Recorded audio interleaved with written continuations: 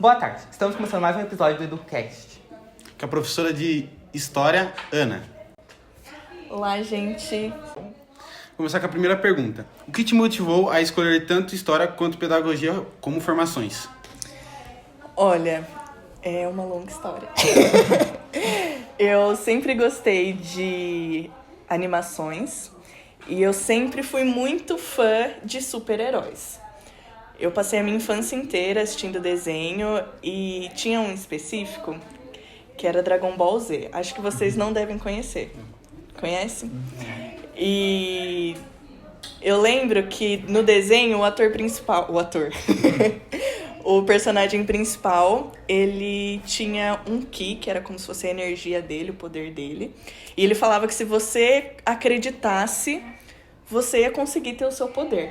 E eu lembro que quando eu era criança, eu ficava horas ali tentando fazer com que o meu poder funcionasse. Porque eu queria muito ter poderes, eu queria muito salvar o mundo, ajudar as pessoas. E a minha imaginação era muito fértil quando eu era criança. E aí eu fui crescendo, né? Eu percebi que eu não poderia ter superpoderes, infelizmente.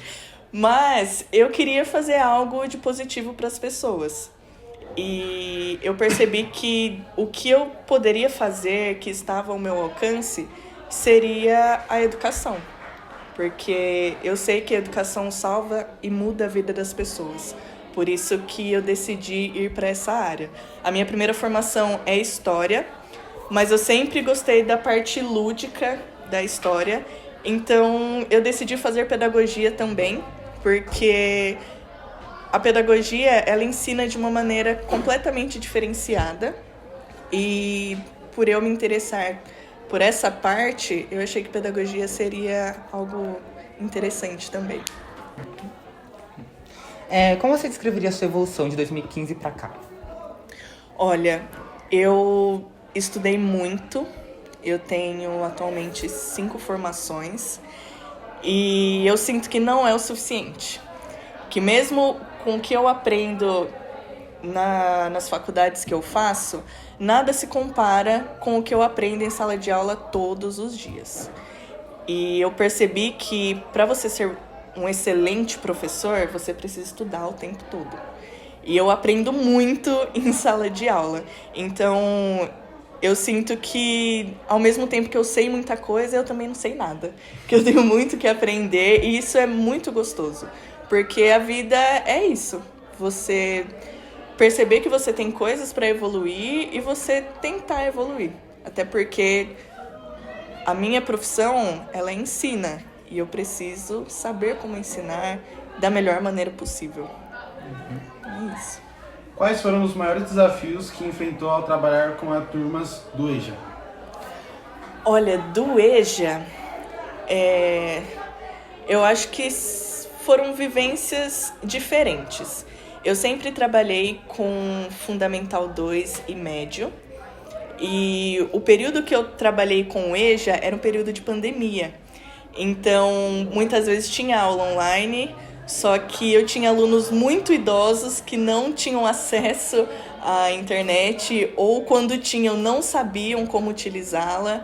Então, foi algo muito diferente do que eu estava acostumada e eu precisei aprender mais ainda para conseguir atingir esses alunos do EJA, porque eles trabalhavam, tinham toda uma vida ali formada e foi uma aprendizagem gigantesca que eu tive com o EJA. O que te levou a buscar especializações em psicopedagogia e inteligência emocional? Olha, psicopedagogia, eu percebi... Ambas as formações são essenciais para você ser professor. E eu trabalhei em diversas escolas e nós temos os mais diversos alunos. E a gente precisa atender a todos esses alunos. Então, com a psicopedagogia, eu pude entender como funciona a forma com que o estudante vai aprender, como o cérebro dele funciona, como eu posso ajudar os alunos que têm determinado tipo de deficiência. E sobre a educação socioemocional, foi algo que todo dia a gente usa esse tipo de de informação. Porque se a gente for pensar em educação socioemocional, é como o estudante é como ser humano. Como ele vai reagir em determinadas situações, se ele vai fazer uma boa escolha com sabedoria, porque escolher, tomar determinada decisão, qualquer um faz. Mas tomar uma boa decisão é completamente difícil. E é isto que trata a educação socioemocional. Você formar um estudante por completo. Se ele vai ter empatia com os outros estudantes, se ele vai saber lidar com as emoções dele, que para vocês que são adolescentes é algo completamente difícil. Então, eu decidi fazer essas formações para poder auxiliar melhor os meus estudantes, conseguir compreendê-los, porque vocês também precisam ser ouvidos, né? Vocês também precisam ser entendidos. Porque não adianta nada eu ensinar só a matéria e não fazer sentido algum para vocês. Então, por isso que eu decidi e estou me especializando nessas formações. Como surgiu a oportunidade de lecionar no Cursinho para Todos? Olha, o Cursinho para Todos foi uma experiência fantástica para mim, porque eu sempre lecionei em escolas públicas e tive os mais diversos tipos de alunos. E muitos alunos que não queriam aprender nada. E essa é a parte mais difícil da educação, quando o aluno realmente não quer aprender, né? E no Cursinho para Todos, eu estava dando aula, lecionando para alunos que realmente queriam aprender, que tinham curiosidade, e eu sou muito amiga do fundador do Cursinho para Todos, e ele sempre viu o meu trabalho e acabou me convidando para participar. O Cursinho para Todos, infelizmente, ele acabou no ano passado, mas nós mudamos muitas vidas, porque tivemos diversos alunos que conseguiram ingressar na faculdade, seja na faculdade pública ou nas particulares. Então, foi algo muito, muito bom. Como é a sua rotina como professor de apoio para alunos com deficiência? Você tem que fazer alguma adaptação? Como que funciona? Excelente pergunta. Nós, professores de apoio, nós somos mediadores entre o professor regente e o estudante. Então, o professor regente, de português, história, geografia, etc., ele precisa fazer a atividade e eu explico e aplico essa atividade para o aluno. Mas, aí que está o problema. Muitos professores não realizam essas adaptações. E isso é muito triste, porque até o ano passado eu tinha uma certa, como posso falar, flexibilidade. E eu via que a minha estudante, ela ficava das 7 ao 12h35 sem fazer nada. E é horrível. Imagina você ficar sentado num lugar das 7 ao 12h30 sem fazer nada, enquanto o professor está lá passando a atividade para os outros alunos e você não entende o que o professor está falando. Isso é muito triste e por conta disso eu decidi, não era a minha função, mas eu decidi ver o conteúdo que o professor estava passando e preparar uma atividade adaptada para ele em cima disso. Mas esse ano tiveram algumas mudanças, que na verdade essa parte de eu adaptar o conteúdo não podia. A gestão anterior que deixava. Mas agora com essa nova gestão, estou expressamente proibida de adaptar o conteúdo. E eu e os meus 2 estudantes, porque o governo do estado de São Paulo fez algumas mudanças e nós, professores de apoio, podemos ficar com até 5 alunos que têm algum tipo de deficiência ou algum transtorno de aprendizagem, que também é algo extremamente difícil, né? Mas é uma experiência nova que eu optei, inclusive, porque quando eu era professora regente, eu era uma dessas professoras que não preparava atividade adaptada. E eu vi essa minha nova função como uma forma de aprender.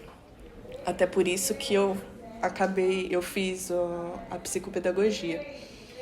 E eu tinha expectativa, né, de fazer algo diferente, algo válido, mas é todo um sistema que acaba dificultando a vida do professor, porque o professor regente não tem uma formação para lidar com esses estudantes, muitas vezes não sabe como adaptar o conteúdo, está lotado de coisas para fazer, porque, como eu falei, nós temos um sistema educacional que infelizmente sobrecarrega o professor, porque seria ótimo se nós tivéssemos tempo, reconhecimento, salários dignos para conseguir atender e trabalhar da melhor forma. Mas isso infelizmente não acontece. E aí é uma mudança que está tendo na minha vida, trabalhar com educação especial. E a pergunta era, que eu fiquei falando um monte de coisa aí. Sobre essa rotina, como que é? A minha rotina. E sobre a minha rotina, é eu ficar das 7 ao 12h20 assistindo a aula de outros professores. E aí, quando os professores aplicam atividade adaptada, eu acabo trabalhando. Mas, geralmente, isso não acontece. Aí eu fico lá sentada com os meus outros 2 estudantes. Mas é uma rotina muito diferente. E não dar aula tem sido muito difícil. Muito, muito, muito difícil. Porque é o que eu amo, é o que eu estudo há mais de 10 anos. E não poder exercer o que eu estudei e ainda estudo muito para ser, é algo difícil. Como você aplica metodologias ativas na aula de história? Você aplicava, né? A minha forma de dar aula é pensar como eu gostaria de receber aquela aula, se eu fosse um estudante. Então, eu sei que não é algo fácil para o professor ter ideias mirabolantes para dar aula o tempo todo, mas eu fico pensando o que poderia ser interessante e que fizesse parte da vivência do meu estudante ou que fizesse sentido para ele, que ele se interessasse pela disciplina, até porque por história é muito difícil alguém gostar dessa disciplina, então eu tento ser a mais didática possível e utilizar justamente das metodologias ativas para que o aluno goste da disciplina, que ele aprenda, se torne mais divertido, porque ainda mais em escolas de período integral, vocês ficarem aqui só lendo slide, para vocês e qualquer outra pessoa é muito maçante. Sejamos sinceros. Né? Então, porque eu sou estudante também e quando eu vejo aquele professor que só lê slide, vocês podem cortar isso. Eu penso, eu poderia ler slide na minha casa. Então, exato. Infelizmente, alguns alunos não leem. Eu leio, porque agora eu sou nerd. E aí eu leio o material obrigatório, leio os outros materiais, mas nem todo mundo é assim, né? Mas é difícil pro estudante, é difícil pro professor, que tá completamente exausto. Vocês também ficam exaustos também com um monte de tarefa, com um monte de prova, avaliação o tempo todo. Então, plataforma assim, Juro. inferno de plataforma, é difícil para vocês. Então, nas minhas aulas de história, eu tentava tornar tudo o mais leve possível. Enfim. Bom, você virou notícia, né? Como foi, por causa de uma paródia, né? Como foi o processo de criação dessa paródia? Como os alunos reagiram? Eles gostaram? Como que foi?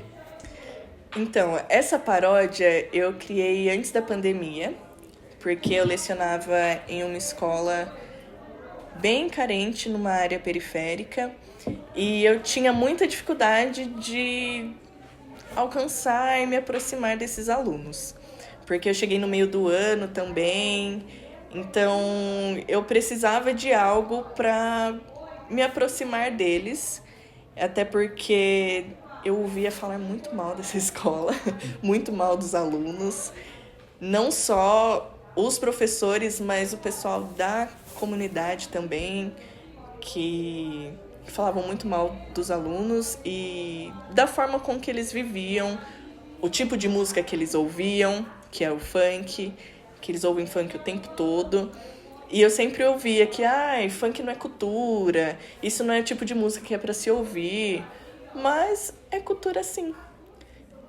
É cultura aquilo que as pessoas vivem, que elas compartilham. E é o estilo de vida deles. E o funk, ele influencia e muito a vida de muitas pessoas. Influencia a moda, a forma com que eles agem, com que se vestem, pensam.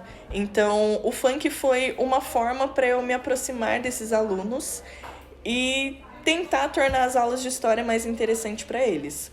E foi muito positivo, porque mostrar que eu estava um pouco próxima da realidade deles acabou dando um sentimento de pertencimento e que aquilo que eles escutavam de outras pessoas, de isso não é cultura, isso é ruim, você não pode fazer isso, não pode fazer aquilo, deu uma outra visão para eles. Até porque tem muitas pessoas que conseguem enriquecer e mudar de vida através do funk. Então, se eu falo que isso é ruim, que não vale a pena, eu posso acabar desmotivando eles. E então, foi algo muito positivo. Os alunos gostaram bastante dessa paródia e eu acabei fazendo outras também, porque é uma forma divertida e eu acabei pegando algumas músicas que tinham estourado no momento e foi muito bom. Qual foi a aula mais memorável que você deu e por quê? Nossa, agora você me pegou.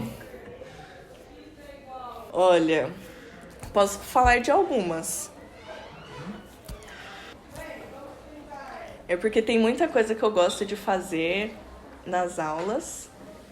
E eu acho que... vou falar. Uma aula que eu gostei muito de fazer foi com as salas de vocês, inclusive. Obrigado.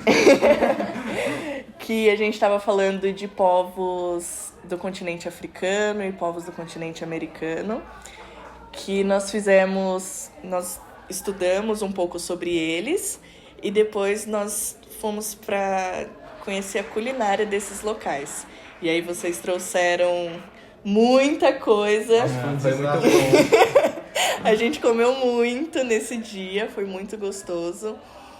Com a sala de vocês também. Teve uma época que tava uma febre os cards, que acho que não na sala de vocês, necessariamente, acho que no 7º B. Os alunos batiam muito card. E aí eu pensei, eu posso trazer isso. Fica na nossa sala. Foi. Eu posso trazer isso para a sala de aula. E aí vocês pegaram o conteúdo da matéria e transformaram isso em cards. E alguns alunos começaram a bater os cards que tinham feito. Deixa eu ver. Falando sobre a reforma protestante, que eu literalmente taquei fogo na sala. Que eu tava falando sobre o Martinho Lutero. Quando ele queimou a bula papal, eu representei, levei o isqueiro, queimei a bula papal, fiz todo um teatro. São várias aulas memoráveis, é algo que eu gosto muito de fazer. Como você equilibra a exigência do currículo com as aulas criativas? Como você consegue equilibrar? Olha, é algo extremamente difícil, porque o currículo paulista, ainda mais agora que teve a diminuição da quantidade das aulas de história no ensino fundamental e médio também, o conteúdo dele acaba sendo muito raso. E eu gosto muito de falar. E não poder explicar, dar todo o contexto desde o começo é algo muito difícil. Vocês estão aprendendo o básico do básico do básico. E com o tempo que a gente tem para ensinar os conteúdos, a gente tem que fazer tudo correndo e a gente não consegue dar uma aula como gostaria pela forma que acabou mudando todo o currículo. Então é algo muito difícil de encontrar esse equilíbrio, por conta dessas questões de quantidade do tempo de aula, porque às vezes você quer dar uma aula mais lúdica, que vai demandar um pouco de tempo, mas você tem que correr porque vai ter a prova paulista e você precisa dar conta de todo o conteúdo. Então é algo muito difícil de conseguir, mas uma vez ou outra dá pra ter umas aulas diferenciadas. O que significa para você o poder da educação? O poder transformador da educação, desculpa. Imagina.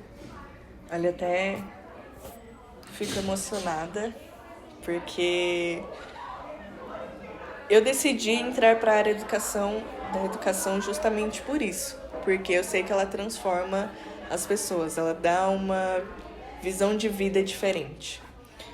Eu fui a primeira pessoa da minha família a ter um ensino superior. E eu sei o quanto isso mudou a minha própria vida. De ver a infância que eu tive, a vida que eu tenho hoje e ver como... Eu choro junto, tem será? E o mais incrível também é ver como o meu trabalho pode transformar a vida de outras pessoas. De eu receber mensagem de um aluno falando que as minhas aulas ajudaram ele a entrar na ETEC, que eles se interessaram, gostaram de história e vão fazer uma faculdade disso. Então, a educação ela transforma a vida de muitas pessoas e apesar de todas as dificuldades que nós professores temos, é um trabalho muito bonito, que a gente não pode desistir, apesar dos pesares. Você já teve um professor que te inspira a continuar essa profissão? Olha, eu me tornei professora que me inspirou a dar aulas de história foi a minha professora do ensino médio. Eu vi a forma com que ela dava aula e eu ficava fascinada. Eu pensava, nossa, se algum dia eu for professora, eu vou querer ser igual a ela. Inclusive, eu trouxe ela para falar com vocês numa palestra. Lembrei. E assim, eu tenho diversos amigos professores e eu vejo o trabalho fantástico que eles têm. E eu esqueci a pergunta. A pergunta foi se tem um professor ou professora que te inspirou e o porquê. Ah, sim. Então, foi a minha professora de História que me inspirou a dar aula. E meus professores na faculdade também. Eu tive professores excelentes que ensinavam de forma fantástica. E eu tive um professor de Geografia também muito bom, que ele chegou a dar uma aula uma vez sobre as Nações Unidas e ele tinha aplicado uma metodologia ativa e eu acabei replicando muitos anos depois a aula que ele deu nas minhas aulas. Então, eu gosto muito de ver outros professores e eu me inspiro muito em outros professores porque, como eu falei, eu acho que eu tenho muito que aprender. Então, poder ver outros professores lecionando e ver coisas positivas que eles fazem me ajudam a poder fazer isso e aplicar nas minhas aulas também. O que você considera essencial para formar um bom educador hoje? Olha, para formar um bom educador, primeiro você precisa ter força de vontade. Você precisa estar ciente de todas as coisas ruins da nossa profissão e aceitar mesmo assim, que são muitas coisas ruins. Então, para ser um bom educador, você precisa, além da força de vontade, estudar muito e saber que você vai precisar constantemente estar aprendendo, porque o mundo está em constante mudança. Então, se a gente não aprender e evoluir junto com essas mudanças, você não vai ser um bom educador. Então, essa é a parte que precisa. Qual foi a maior lição que um aluno já te ensinou? Olha, eu acho que a maior lição que um aluno já me ensinou é não desistir. Porque nós vemos a vida dos alunos e a gente vê que não é fácil, que eles passam por N situações e mesmo assim, com tantas dificuldades, conseguem ser boas pessoas, conseguem evoluir. Então, acho que é isso, de tentar ser uma pessoa melhor, de ouvir mais, de ter mais empatia, porque às vezes tem aquele aluno que é muito terrorista, causa muito em sala de aula, mas se eu tiver um pouco de empatia, tentar entender e olhar de fato aquele aluno, eu vou conseguir entender o porquê que ele é tão terrorista, porquê que ele causa tanto e poder ajudar ele. Então, acho que ouvir mais, ter mais empatia, não desistir, são coisas que meus alunos me ensinaram e me ensinam todos os dias. Já teve um momento em sala que te emocionou? Você poderia contar?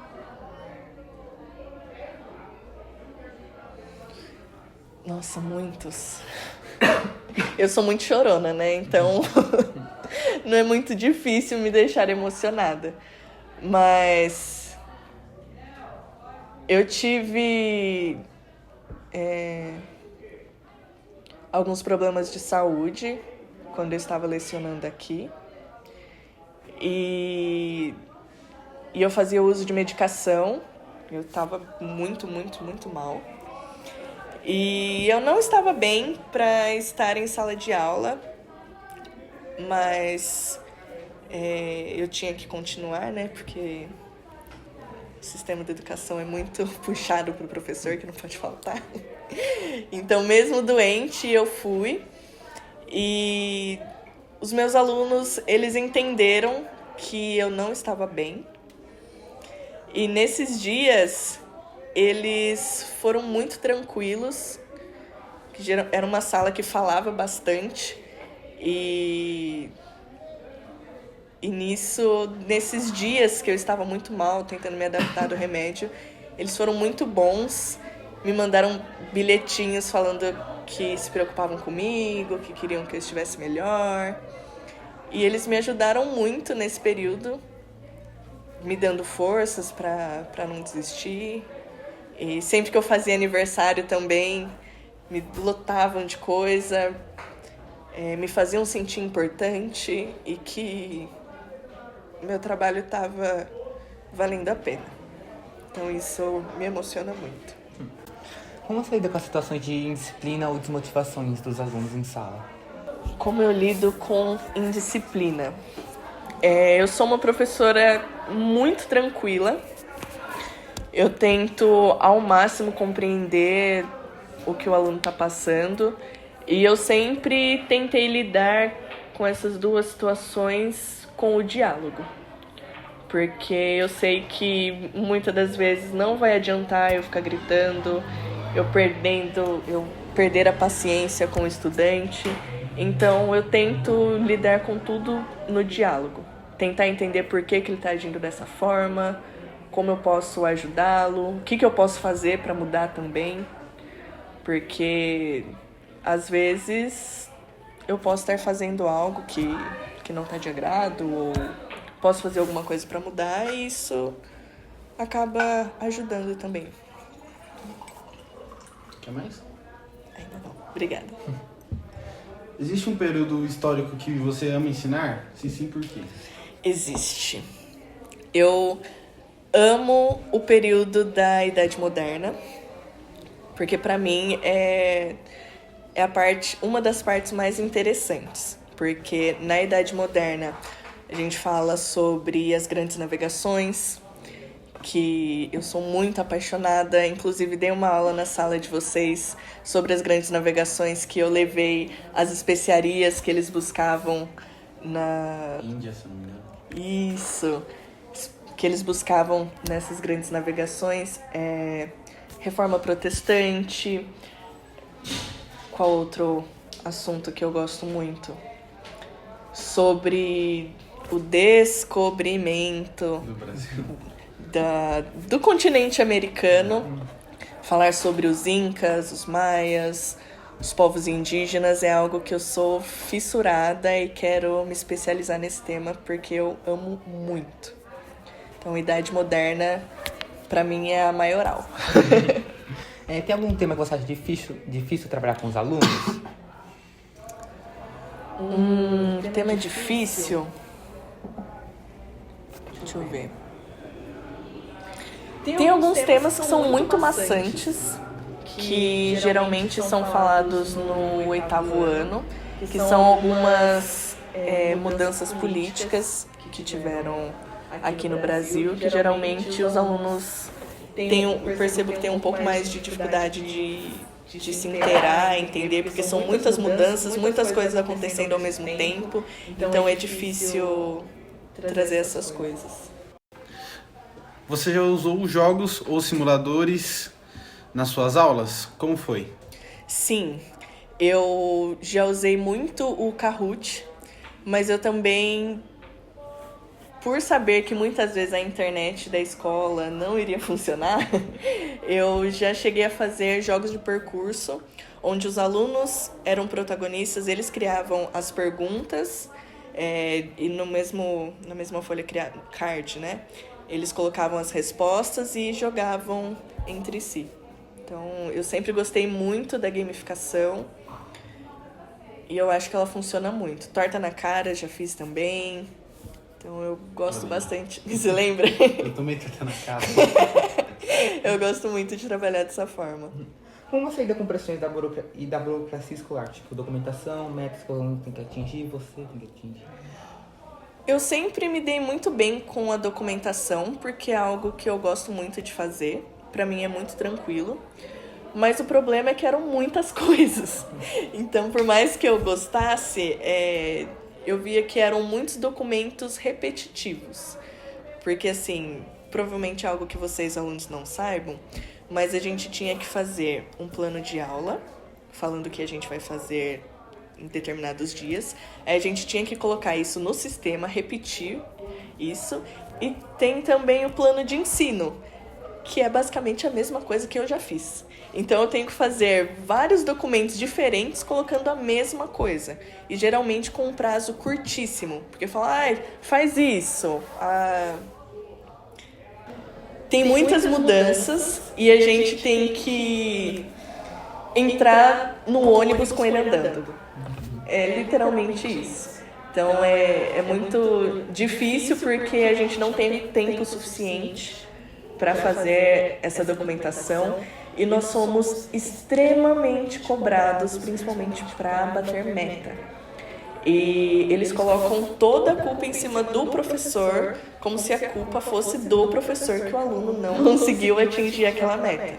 Só que aí já entra em uma outra questão que eu vejo isso diariamente. Essas provas que vêm do governo do estado de São Paulo, elas não são inclusivas. Na sala onde eu estou agora, tem uns 5 alunos com deficiência. A prova paulista e outras provas não vem adaptada para eles. Então, como que eu vou alcançar uma meta com tantos alunos que têm deficiência e não tem um material específico para eles fazerem, e também para outros alunos que têm muitos problemas de aprendizagem? Tem alunos do 7º ano da escola que eu estou agora que eles mal são alfabetizados. Então, como que eu vou cobrar desse aluno fazer uma prova que ele mal consegue ler? Então, infelizmente, essas pressões que nós, professores, sofremos, elas não são justas, porque elas não olham a educação como um todo, infelizmente. E não olham todas essas questões que fazem com que muitas vezes o professor não consiga atingir uma meta. Porque muitas vezes ele está ocupado tentando ensinar o aluno a ler. Então é complicado. Como você trabalha a diversidade cultural nas suas aulas? Olha, isso é um tema que eu amo e eu tento ao máximo trabalhar em sala de aula. não só a diversidade cultural, mas a diversidade em si, como um todo. Porque todos nós somos diversos. E eu sei que eu ensinar sobre algo não é eu pegar o canetão e escrever somente. É através do exemplo. Então, se um aluno muitas vezes faz alguma brincadeira racista, homofóbica, machista, se eu somente ignoro, eu não vou estar ensinando nada. E muitas vezes eu parei a minha aula para falar que determinada coisa não estava certa, que tem que respeitar a diversidade, independente de qual seja. Então, isso é algo essencial para ser trabalhado em sala de aula. Pode ser feito através de um projeto, pode ser feito através de uma aula, ou só do exemplo mesmo, que dá para ser trabalhado e ensinado. Mudando um pouco de assunto, de onde vem a sua inspiração para fazer aulas tão criativas? De onde vem essa motivação? Eu me inspiro em aulas de muitos professores, mas eu penso muito no tipo de aula que eu quero assistir. Será que eu ia gostar que a aula fosse dessa forma? Então eu tento aproximar o que o aluno sabe para que eu possa conseguir trabalhar e trazer isso de uma forma mais dinâmica e criativa. Mas eu busco muitas referências o tempo todo. Se eu vou dar alguma aula em específico, eu procuro o que eu posso fazer de criativo e dinâmico nessa aula. Então eu pesquiso muito e tenho as aulas de outros professores como inspiração também. Se você pudesse mudar uma única coisa no sistema educacional brasileiro hoje, o que seria? Uma coisa?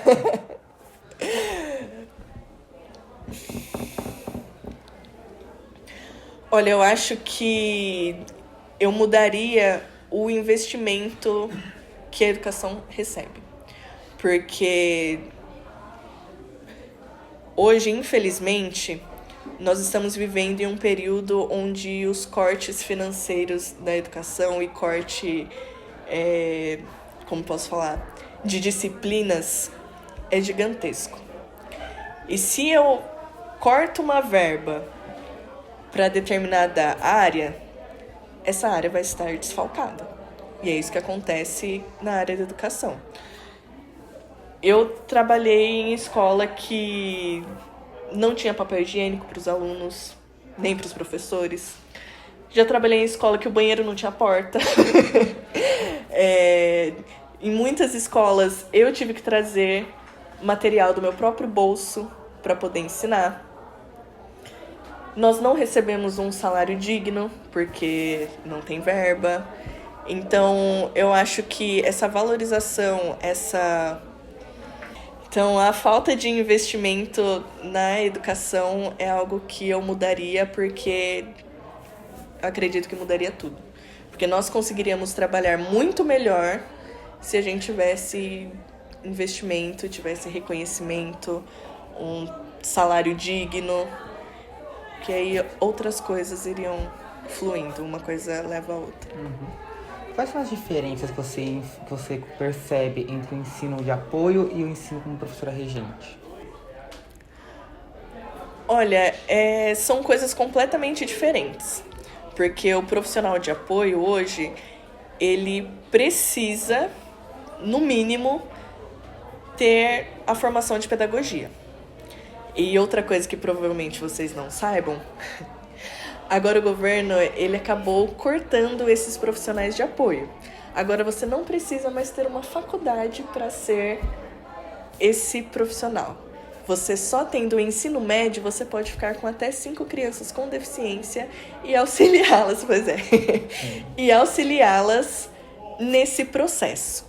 E assim, se para um profissional da educação que estudou já é algo extremamente difícil, óbvio que eu não vou desmerecer quem não tem um diploma, né? Mas nesse caso é extremamente necessário que tenha uma formação para de trabalhar e ensinar esses estudantes. E assim, eles estão fazendo de tudo para que a minha função seja extinta. Porque agora, se o meu aluno, eu tenho 2, se o meu estudante, ele pega um atestado de 8 dias, eu acabo perdendo esse estudante. E isso é uma forma meio que mascarada para fazer com que a minha função não exista mais. Até porque eles estão contratando esses trabalhadores com um salário muito inferior ao do professor. E o que compensa mais? Eu pagar um valor muito a mais para um profissional que estudou e etc. para trabalhar, ou alguém que não tem formação e vai ganhar muito menos? É muito mais lucrativo pagar somente esses profissionais sem formação. E é algo muito triste porque os estudantes não vão aprender nada, não vão evoluir. E se eles estão na escola, eles precisam realmente ser incluídos e aprender, evoluir, mas isso não acontece. E a diferença entre ser professor regente e ser professor de apoio é justamente essa, de, com a minha formação, eu poder auxiliar esse estudante. E ainda bem que eu tenho pedagogia, porque a pedagogia eu consigo aprender não só sobre história, mas grande maioria das outras disciplinas. Então, se o meu aluno está tendo aula de ciências no dia, eu tenho um conhecimento prévio e consigo auxiliar ele. Mas esses outros profissionais que não têm esse conhecimento, fica mais difícil. Eu, particularmente, prefiro e gosto muito mais de ser professora de história, porque é algo que eu estudei muito para ser, do que ser uma profissional de apoio, porque eu acabo abordando outras disciplinas, não só a minha. Que habilidades o professor do futuro precisa ter e o que precisa deixar para trás? O professor do futuro precisa entender que a aula, ela não é só o professor que fala. Os alunos precisam participar também, porque o que eles falam também é importante. E o que precisa deixar para trás é não ouvir os estudantes, porque geralmente a gente usa alguns métodos de ensino que não estão dando certo. E aí a gente acaba culpando o estudante por não estar aprendendo, mas ele simplesmente não aprende daquela forma. Ele aprende de outra. Então eu tenho que tentar abordar outras formas, outros métodos para que o estudante consiga aprender. E a gente precisa deixar para trás essa visão que o professor é perfeito, que ele nunca erra, porque a gente erra. É natural, todo mundo erra. Então a gente tem que aprender a reconhecer os nossos erros e ver que muitas vezes o aluno tem razão. A gente não quer, mas às vezes ele tem. Agora a gente vai abrir pergunta para nossa plateia. Alguém aí tem alguma pergunta? Tem. Professores? Eu acho que ela contemplou tudo que a gente também sente aqui do outro lado, essas angústias. É bastante difícil. A maioria das respostas que você deu eram coisas que passaram exatamente igual na minha cabeça. Tipo, só uma coisa eu mudaria muitas. Mas eu acho que as suas falas são pertinentes. Chega um momento assim que entra num processo em que a gente se vê no meio do caminho exausto e não quer desistir. Então, é bom também saber que não estamos sós. Sim. E temos um presente, hein? Ai, mentira! Sua. Que graça! Você achou bonita, né? Sim, eu amei. Eu fiquei muito feliz pelo convite. Vocês sabem que eu gosto muito de vocês. E quando eu recebi o convite, eu fiquei muito feliz, porque eu acho que é um sinal que eu tô no caminho certo, de vocês se lembrarem de mim, das minhas aulas. Boas memórias. Saudades. Sim, muitas saudades. Então eu fico muito feliz, muito obrigada pelo presente. Bom, antes de a gente terminar, a gente quer saber, você quer deixar alguma mensagem para os estudantes do Tiburcio ou para os seus alunos? Bom, queridos, o recado que eu deixo é não desistam. Eu sei que é muito cansativo, muito difícil para vocês, mas o que eu sempre falei é que vocês são importantes, que vocês vão fazer coisas importantes, mas vocês precisam estudar e tentar dar o melhor de vocês, porque eu sei que vocês têm potencial para isso. E é isso. É isso. Tchau.